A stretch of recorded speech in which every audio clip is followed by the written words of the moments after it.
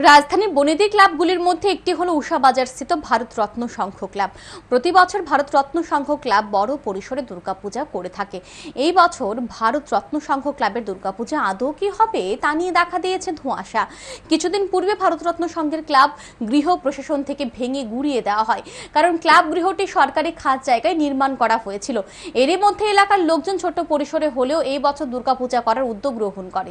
দুর্গাপূজা করার জন্য অনুমতি চেয়ে প্রশাসনের দ্বারস্থ হয় এলাকাবাসীরা, কিন্তু প্রশাসন থেকে কোনো ধরনের সাড়া মেলেনি।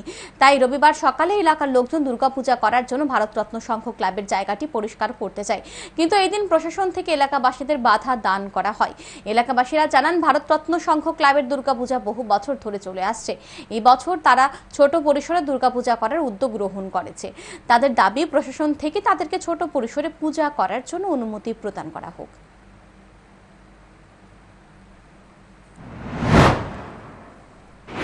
মানে সাধারণভাবে আমরা পুজোটা করবো আর কি। এলাকা আজকে আমরা সবাই ছোট বড় ভাই বোনেরা মিল্লা সবাই আমরা একজুট হয়েছি একসঙ্গে ওই সাইডটা পরিষ্কার করতেছি, যে আমরা পূজাটা ছোট্ট করে আমরা মহিলারা মিল্লা আর পাশে আমরা ছোট ভাইরা থাকবো, কোনো মতো আমরা পূজাটা করবো।